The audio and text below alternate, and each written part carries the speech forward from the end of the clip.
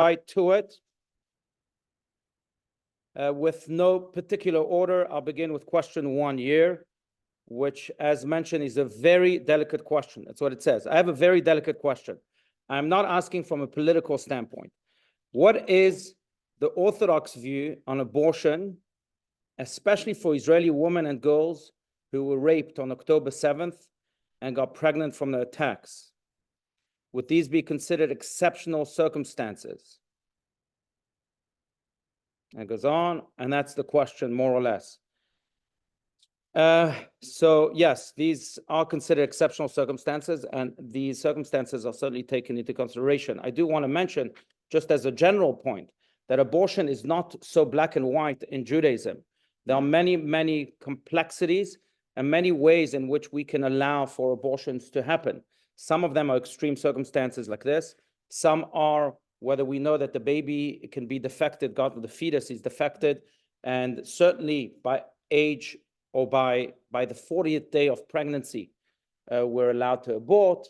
There are many, I'm no expert in that. I know institutions that I've consulted in the past that do know all of the different layers of the law. One of them I would strongly recommend is the PUAH organization, P-U-A-H, if you really want to know. The PUAH organization that I think is the world expert in abortions according to halakha, according to Jewish law.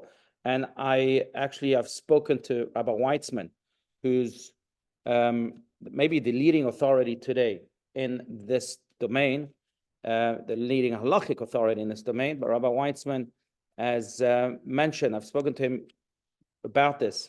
I called him for another question a few weeks ago, and we got to speak about this very question of October 7th, what happens to a woman who became pregnant, or worse than that, or I don't know if it's worse, same, but it's just unfathomable if you think about this. But apparently women right now that are hostages have also gotten pregnant from their evil Hamas, these evil Hamas terrorists. What happens then? So there are many ways to permit abortions in such cases, and I'll let the greater rabbis decide.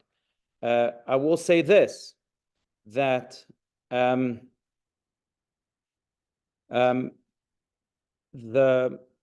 the circumstances that we are speaking about here, whether it's on October 7th or, as mentioned, hostages right now in Gaza, they not only allow for abortions, but they allow also for other halachic permissions that are usually not given.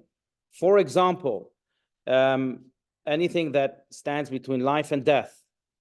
So I know of a case, maybe I'm deviating here a little bit, but I know of a case of a child who I think is 9 years old, who on October 7th was witnessed some of the most horrific scenes, and we won't get into details. And this child needed some healing in all sorts of ways. And he was given, for example, many medications that are considered not kosher. So because they have gelatin in them, etc. That's definitely allowed.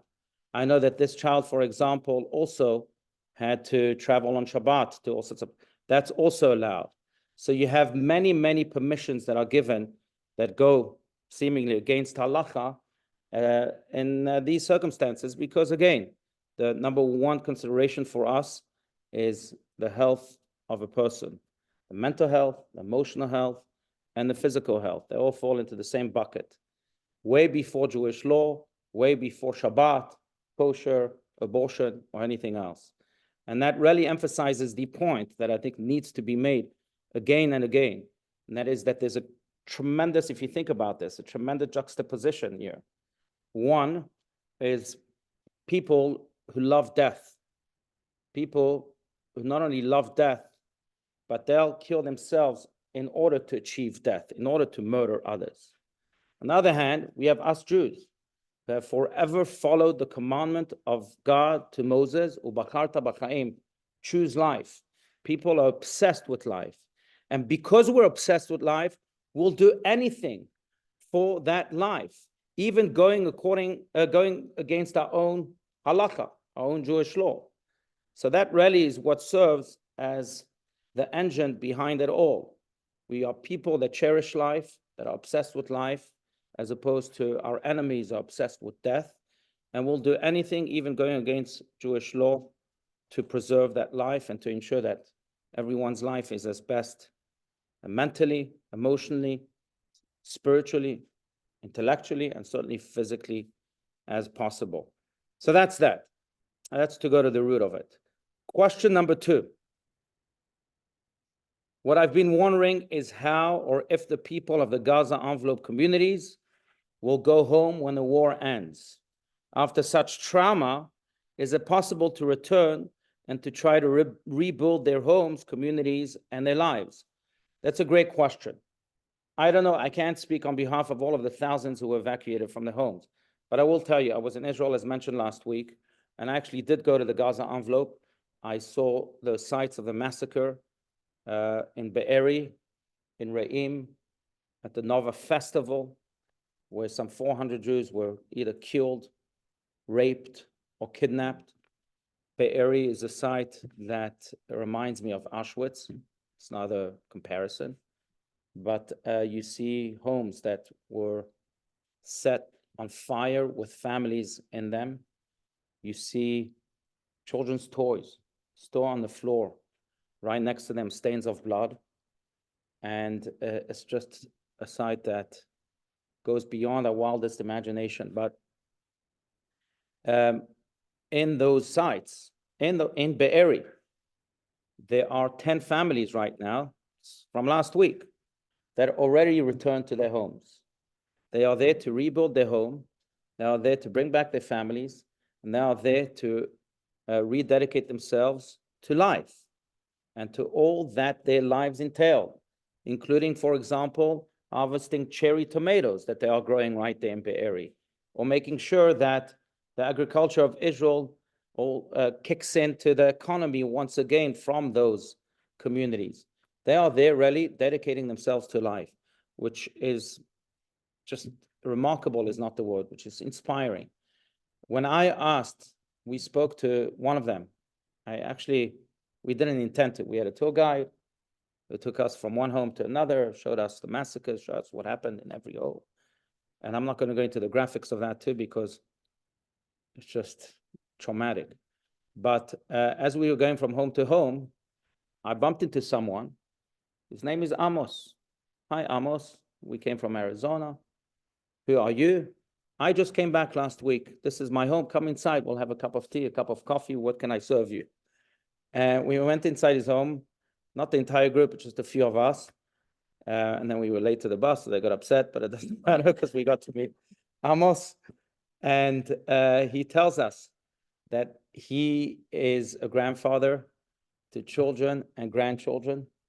And thank God, many of them were not there on October 7th. They were on vacation elsewhere in Israel. But he believes that the entire village will not only return, but the entire village will also bring people with them to re-inhabit Be'eri, which, as mentioned, is just deeply inspiring. When I asked him why, and this is, I think, the answer to this question, he said, because not only are we determined not to make our enemies victorious and win this fight, if we don't return, they'll win. But we also determined to show the world that this is the spirit of Am Yisrael. Wherever there's death, there is life. Wherever people threaten us with despair, there is hope. Wherever we are overcome by darkness, we will light that light. That's the spirit of Am Yisrael. That's the spirit we've always had, this kibbutz, and that's the spirit we are going to show the world. That was just last week from the mouth of Amos, who lived in Be'eri. So that's the answer to this question. I believe that they all share that idea. Yes. That was my question. Yeah.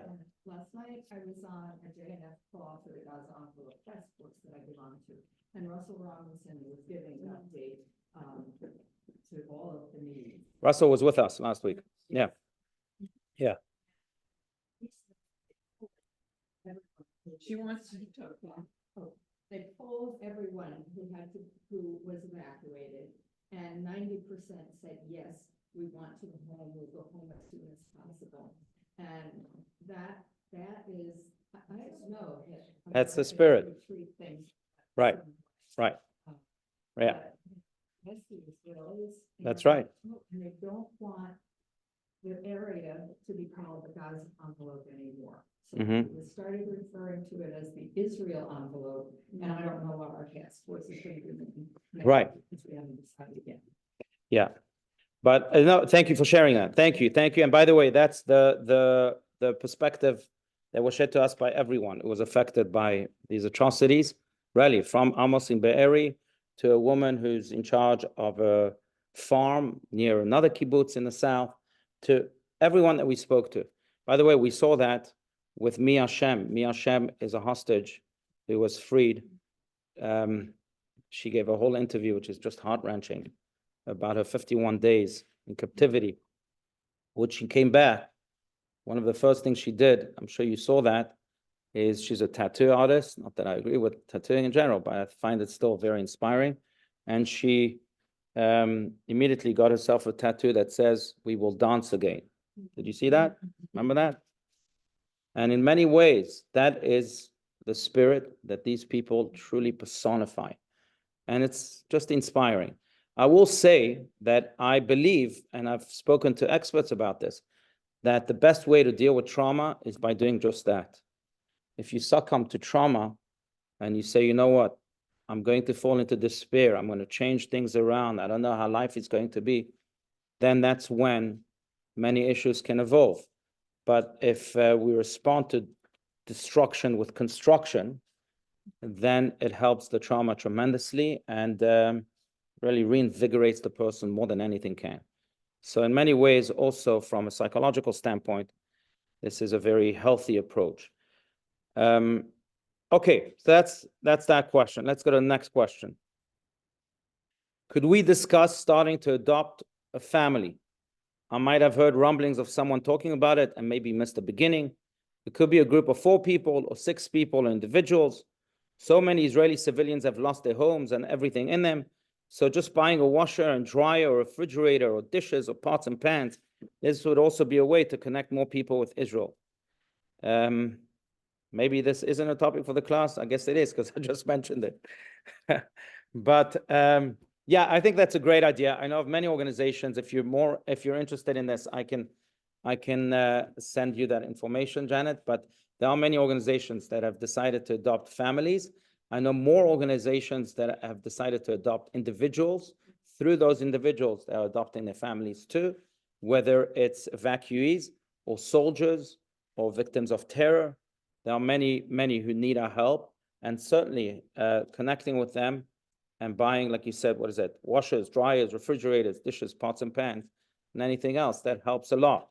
I would say that I think that also is one of the most effective ways we can help our brothers and sisters, because I know we all want to help the grand scheme of things, but it really begins with one individual, right? It's not the macro, it's the micros, we've said so many times. And by helping one individual, it creates a ripple effect that helps so many.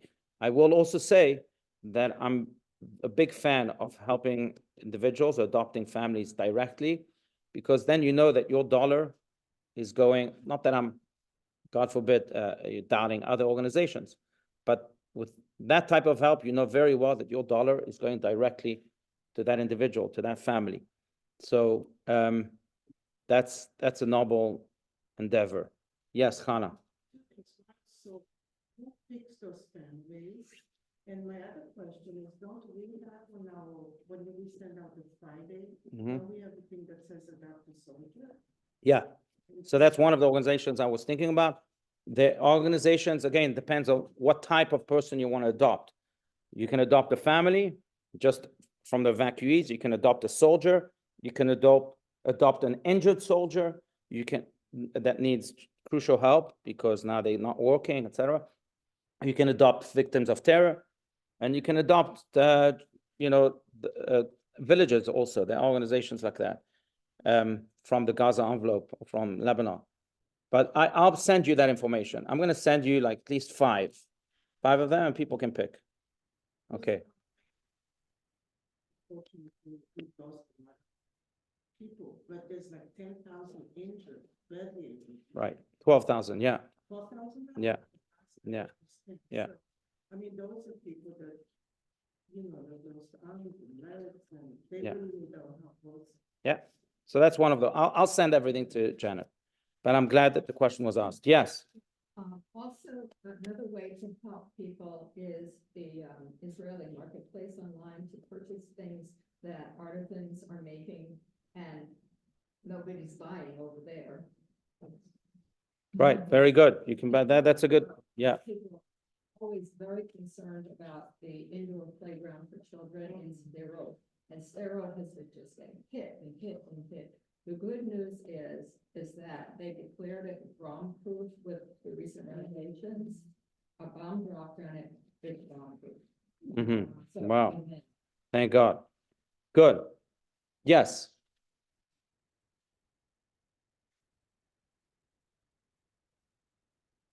Yeah. Yeah, it's hard to hear you guys. No, she was, so Kathleen was talking about the shelters in Sderot.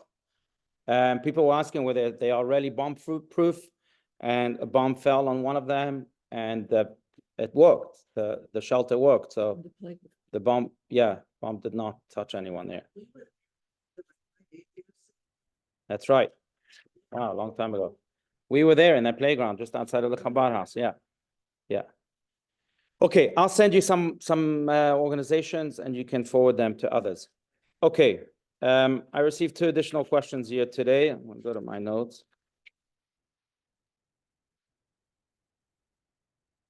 Okay, first, there's this question of ideas to where to donate to Israel. I've been donating to FIDF, Zaka, Hatzala, and others. I just Googled the question, and to my shock, they said the Red Cross. Yeah. Maybe Rabbi has some suggestions. So I think we covered that more or less now. There are many organizations that you can donate to. Again, I'll send those that list to Janet. Again, I would encourage you to try and create a personal relationship with people there and work on the micro more on the macro. And I think that has much more of an impact. By the way, I will plug in what we've been doing that year at CBT for 2 months, even more than 2 months. But we have what's called the Am Yisrael campaign. And we collect funds. And whenever we identify a need, whether in the IDF or by the evacuees or by other organizations in Israel, then we channel your funds to those immediate needs. By the way, I spoke about bringing stuff to soldiers last week and needing a charity letter. That came from the Am Yisrael campaign that many of you have donated to. So if you just don't know where to donate, you can't find a family or whatever, and you just want to donate to Israel and make sure that every cent of your money goes to the people that really need it in Israel, and you're more than welcome to donate to the Am Yisrael campaign. I promise you, every cent will go to that which is most needed in Israel, again, with the soldiers, evacuees, victims of terror, and so on. So that's another idea. Okay, next question here. How long do you think this fight will endure? Or this war, not a fight, it's a war more than a fight, will endure? I don't know. I'm no politician. I'm no prophet also. I don't know if politicians know the answer to that question. I will tell you, all I can say is quote my own son. He's been fighting now for over 3 months in Gaza. Since October 7th, he's been really at the forefront of this war, together with many, many IDF soldiers, really the Maccabees of today. They are true heroes. And I just spoke with him last week. Unfortunately, I couldn't see him during my trip, even though we were just a mile away from him. We had a barbecue at an army base in the south of Israel, in near Oz, which is literally 600 feet away from the border. So you could see Gaza just right there. And about a mile away from there is Khan Yunis, where my son is fighting right now. So just imagine being on Shea and Tatum at the Fry's over there, and then your son calls you and says, "Hey, Abba, I'm here on Scottsdale and Shea. Can you swing by?" Of course, it's nothing. But I couldn't. But anyhow, that's Hashem's mysterious ways. But when I did speak to him, he called for a few minutes. He said, "Abba, the most frustrating thing is that there's no horizon," as they say in Hebrew, an ofik. there's no horizon to this war. But I can promise you that we'll give our all. And I'm not speaking just on behalf of myself. I'm speaking on behalf of all the soldiers until this war ends. And that's the answer I can give. We do not know when this war will end, but we do know that just as the soldiers are giving their all, and they will give their all until this war ends, so must we. We cannot allow doubts or even questions like that to seep through our minds. We have to be as devoted, at least as the soldiers are. And we have to do everything in our power to end this war with a victory for all of the forces of good in this world. And until that is done, we cannot rest on our laurels and even allow these questions to infuse doubt and fear in our minds. So that's to that question. One last question, and then we'll open this up. And that is, Rabbi, can you share one message you have learned from this war? There are many messages we can learn from this war. I'll name more than one. I'll name three. One, that God is incomprehensible. And the only way to deal with an incomprehensible God is to shout and protest. In Judaism, that is encouraged. When Abraham faced the imminent destruction of the city of Sodom, he stood by its gates and he said to God, you cannot destroy the city. When Moses faced a God who was about to wipe out his nation because they had sinned with the sin of the golden calf, Moses stood at the top of Mount Sinai and said, God, I will not allow this to happen. I'm protesting. And so must we. When we face these horrific images coming out of Gaza, coming out of the Be'eri kibbutz and of the Re'im kibbutz and all the other kibbutzes on October 7th, we have to say to God, I'm not accepting this reality. And I'm going to fight and I'm going to protest this until you change things. So I think in many ways, one lesson is that our relationship with God has changed. And that is that instead of just being sheep that are led to slaughter, we have to be lions who stand against God and say, sorry, we're not accepting this reality. And that's number one. I think that's an important point. Number two, we spoke about this at the beginning. I think one of the greatest lessons is a lesson that we draw from the people of Israel themselves, of the country, that are refusing to fall into despair, but rather are as resilient as our nation has ever been, and in many ways has shown us the best way to deal with evil. And that is to not just fight it, but to respond to it with even more good, to light a little bit of light, because we know that that little bit of light can expel a lot of darkness, both in our attitude to life and most importantly, in our deeds. You know, I shared with you the story, but I think it's a story that shares volumes about this spirit. But just about a week after October 7th, I went to Israel and I visited some of the families who were sitting Shiva. One of the people I visited was two sisters. Remember that story? Who were sitting Shiva for their sister who was murdered. One of them also had a fiancée murdered. And during the Shiva, I'm listening to them. And they are speaking about children that they are going to give birth to. Now, none of them are married, but they're already thinking about getting married and having children. And not only that, but they're also arguing about the name. Remember? The name that they were going to give their child, because they both wanted to name their child, their daughter, that hasn't been born yet, that isn't even an idea yet, because they're not even married, but they both wanted to name their daughter after their sister who was just killed by terrorists. He said, no, I reserve this name, you reserve this name. And to me, this was really demonstrative of this incredible spirit that there's so much to learn from. That yes, they may have been completely destroyed. Their lives were forever changed by this massacre. Yet what are they thinking about? Rebuilding their future. Having children. Again, answering to death with life. There's nothing more inspiring than that. And I think that has been the Jewish approach for generations upon generations. And if they can do that with those massive challenges that they are facing, how dare we not do that? We very much cry and we fall into despair when we have a minor challenge here in the United States of America or in our personal lives. All we need to do is to look at those heroes in Israel and learn from them. That's lesson number 2. Lesson number 3, I will say that one might be a little controversial, but it needs to be said. I think that one cannot divorce the events of October 7th with the events of October 6th and prior to that. What I mean by that is that, as you know, on October 6th and prior to that, maybe a year prior to that, our nation was divided.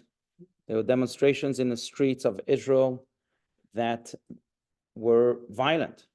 There were groups in Israel that not only did not speak to each other, but they also spew hatred and just division as much as they could, and divided our nation, really divided our nation. And I think that in many, many ways, October 7th came as a wake-up call to all of us, that we cannot allow our nation to fall into these divisions, because when we do, our enemy takes advantage. We were involved and engrossed with all of these minute, stupid arguments that we forgot that we have an enemy that wishes to destroy us. We forgot what we are about. We forgot the heart of our nation. And it bit us quite strongly on October 7th. And then on October 7th, we responded with a unity that is, until last week, I was there, that is felt in every area of Israel, in every street and avenue, every atom and iota. We feel that unity that really is reflective of who we truly are, of that oneness that exists deep within, of that collective soul that we all share. And therefore, I think lesson number 3 must be that dare we not forget that we are one, that we not fall into all of those terrible, terrible pools of arguments and disagreements and egotistic trips because someone insulted me, or because I was offended this way or that way. That's not who we are. That's not who we meant to be. And if we do fall there, then we'll suffer tremendously. So I think that's lesson number 3. That's that. I'll open this up to any questions you may have. Yes. Okay. Whoever wants to go first. Yes. Yeah. It reminds me of what happened after the Holocaust, because all these people that were survivors, they all got married and wanted to start. Right. Many Holocaust survivors had the exact same approach. They were focused forward. Because I knew it. Right. But Right. my question is, that we did not discuss. One thing that has really been bothering me a lot is what's going on with anti-Semitism. And I don't know if there's much we all want to do what we can do. But this morning, I got an email, I don't know if you saw it, but Qatar has been giving billions and billions of dollars to our universities. And it's all it's like. Yeah, I know. Yeah. But the thing that really bothered me is that Shiva University got I have the numbers, and that really bothered me. So I don't know, are you feeling bothered? Right. I mean, there's no question that what has been happening in the universities is not a new phenomenon. It's been going on for years and years and years. Now it's coming up to the surface. And that includes anti-Semitism, which is really the low-hanging fruit. But I think there's many more problems that are deeper and wider. I think that at some point, both America and Israel as collective units, and at the same time, anyone who has any type of influence in these universities will have to stand up to Qatar. I think the deeper problem is that what Qatar plays the game of double agent. Also, we see that with the negotiations with the hostages and many other ways. But Qatar and any movement like that is really trying to blur the line between what is good and what is evil, what is right and what is wrong. And I think in many, many ways, the best way to fight these terrible forces in our world is to not only identify that which is good from that which is evil, but to stand for that which is good and with all our might, with all our vigor. There's no other way. Some can do that with their finances, like Bill Ackman, for example. I'm sure you've heard the name. And some can do that also with their voices or with just simply displaying the Jewish pride. I've said that to countless students that I'm in touch with. Don't take off your mezuzah, add another mezuzah in another room. Don't take out your Star of David, but add a star of a flag of Israel also. And I think the more we will stand up for that which is right, they might not like us, but they'll eventually respect us, and they'll understand that goodness is here to stay. But these are big problems that I think that we can each face again on the micro level, not necessarily on the macro level. Yes. That's right, February 8th, and we commend you for that, too. Well done. Absolutely. Absolutely. 100%. I felt very safe everywhere, even in the Gaza envelope. Needless to say, in Tel Aviv and in Jerusalem and so on, but even in the Gaza envelope. I think, first of all, logically, look, Israel is on high alert everywhere. So the security is as good as it gets. That's just from a logical standpoint. So wherever you are, you have people with rifles. Yeah, I mean, it's a very secure place. But secondly, on a spiritual level, I really believe that. The Torah promises us that this is the land, according for Deuteronomy, that says that this is the land where the eyes of God are on it, watching it from the beginning of the year until the end of the year. And I think that it's enough to look at the thousands, tens of thousands of rockets that have been launched to Israel. Yes, fortunately, many casualties came from these rockets, but disproportionately to the amount of rockets that were launched. I mean, not even a question of comparison, because there's the Iron Dome, and then there's also God's dome that is protecting the land of Israel. Look, I'll go further, because people have asked me, this wasn't one of the questions, but I'll even go further. People have asked me, what's going to be? Is Israel going to win? And I think it's enough to look at every single war. Think about this. Every single war since the establishment of the State of Israel on May 14, 1948, to notice that every single war was won because of divine intervention. Name the war, I'll name you the divine intervention. Whether it's 1967, whether it's clear, 6-day war against at least 6 Arab countries. No one even thought of Israel even beginning to win, and they won in 6 days. Or whether it's Yom Kippur War, which is the worst war in the history of Israel, all of a sudden, Richard Nixon had a change of mind, and he decided to send shuttles and shuttles of weapons and ammunition that really helped us, made us win the war. Without that, we would have lost the war. All the experts say that. But that was a divine intervention in my eyes. So whenever there was a war, there was a divine intervention that came and saved us. I'll heartily believe it. I know it's a matter of faith. Can't prove it scientifically. But I wholeheartedly believe that this will be the case in this war too. God is not going to desert his people, not in the streets of Israel where you can feel very safe, and not with this war.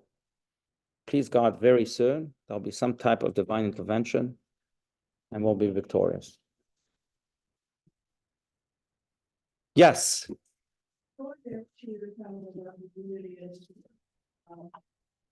My husband has a cousin whose daughter made Aliyah many years ago, and children are raised. Mhm. He has a 2-year-old son who is now in a military prison because he's a conscientious objector, and it really, when I'm reading, the niece of the daughter's Facebook page with tons of support, because nobody would write on the page that wasn't supporting how.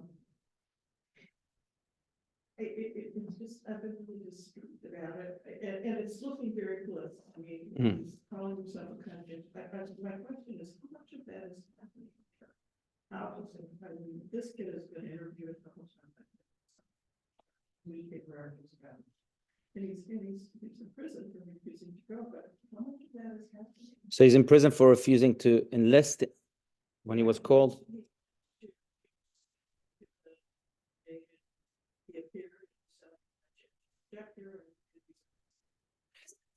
Yeah, so did we all hear the question?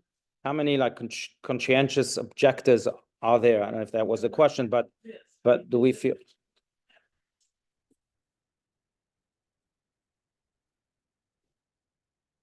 Right, right. But I think that, it's this war, no war is necessary. It's almost the kind of rhetoric that we're seeing. Honestly. Right. Look, I don't know. Again, I'm no politician that stands at the helm of Israel that knows all the numbers and statistics. But I will say that I think the opposite has happened. That more reservists, and this is a statistic that the IDF put out, more reservists volunteered their services at the onset of the war than were needed. I think 30,000 more reservists than were needed showed up because they wanted to fight for their country and for their people. So you see that, and you see that not just on the military level, you see that on a civilian level. I saw that with my own eyes. You see people just leaving their jobs, their families behind to go and volunteer and help the IDF forces.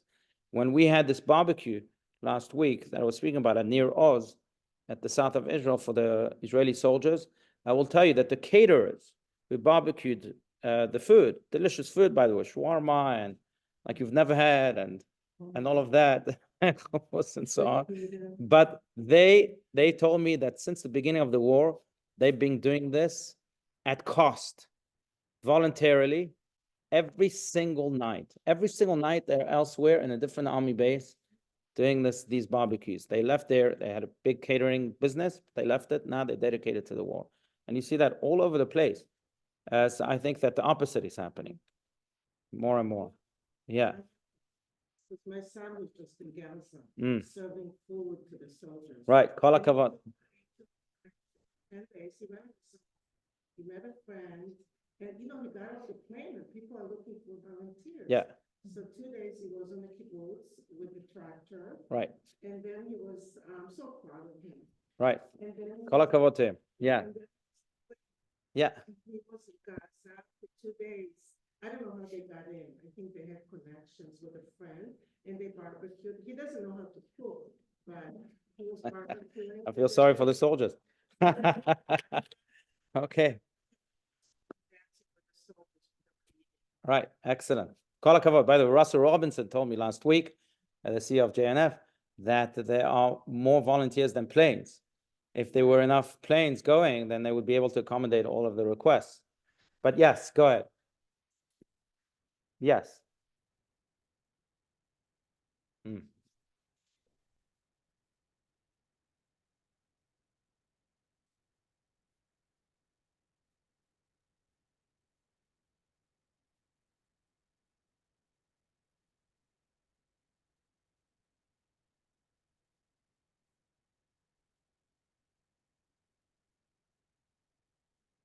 Right. So, number one, why we hate it. Number two, why is it that in almost every war we have hostages taken throughout history? Look, since you're part of the Chabad, I will quote the Lubavitcher Rebbe himself, who says that the why question is an irrelevant question because it can't be answered. Instead, it should be substituted with what can we do about it? And that's the ultimate question. We've spoken about this now multiple times. Why are hostages taken? I don't know. Why are there wars altogether? I don't know. Why October 7th? I don't know. I don't think any human being knows. And if there is, by the way, there is a human being that does know, he's either a fool or a liar. I don't think any human being can know, because the finite brain, at the end of the day, cannot grasp the infinite God.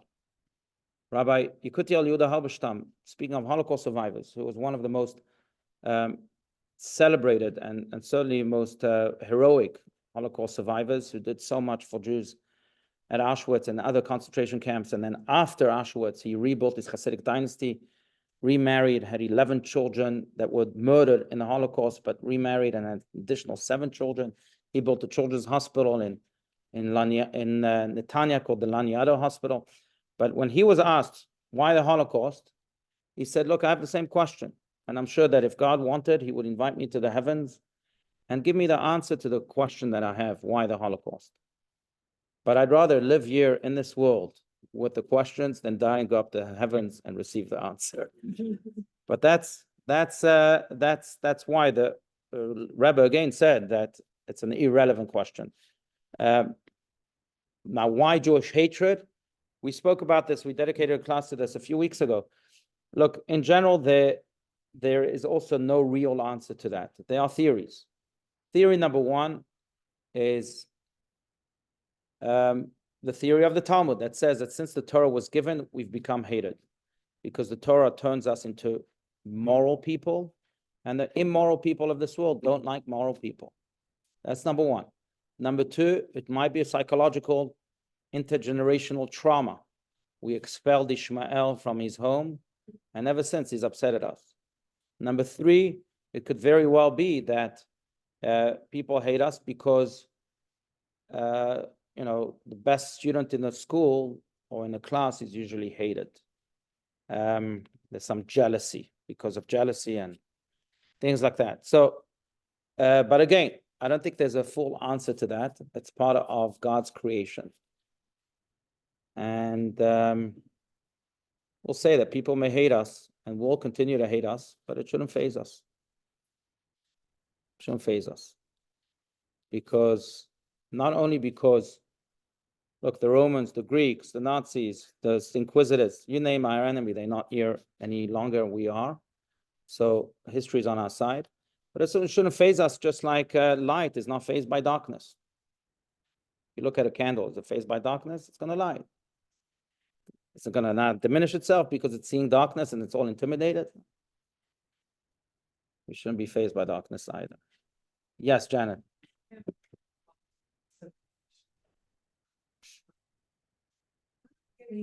The information that we get, that we hear about how many hostages are still there, and Yeah. how do we know? I mean, where are we getting this information of, like, are they facts? Do we know? Do we really know how many are still alive? How many aren't alive? Right. Look, I don't know the full answer to that. I know that the most reliable source, perhaps, is the IDF spokesperson, General Hagari, who gives updates from time to time. But unfortunately, we don't know which hostages are alive, which are not. And those that are alive, in which condition, because many were injured. We also don't know, like I said, some hostages were impregnated. I think we know the number now, how many hostages exactly, because it took us a long time to identify the dead bodies and their remnants. Some babies were reduced to ashes, to bones.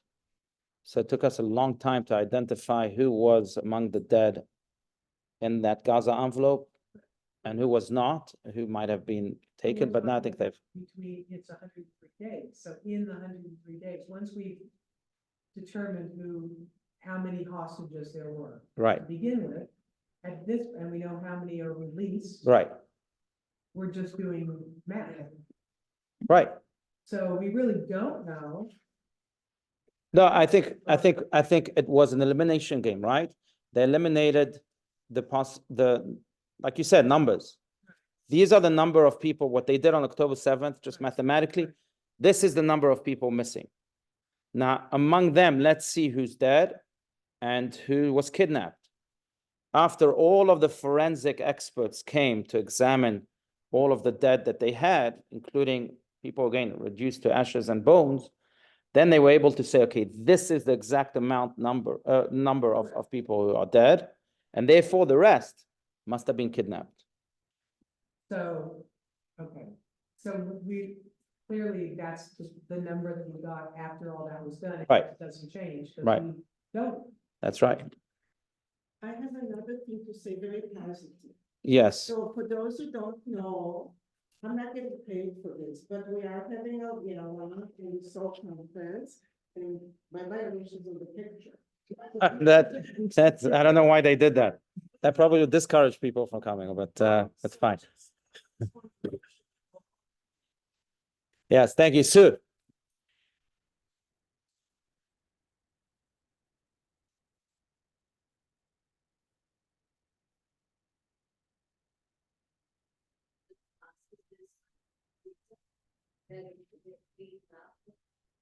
That are beaten up.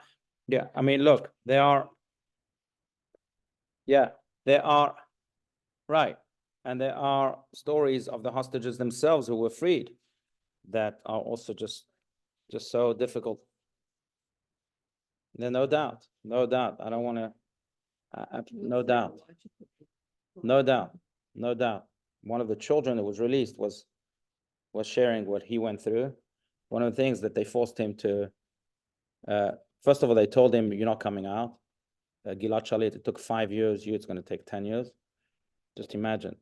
But then they were teaching him he knows all the Arab prayers by heart, because that's what they forced him to do. And things like that, whatever. And there are many worse things also. Okay. Any other questions?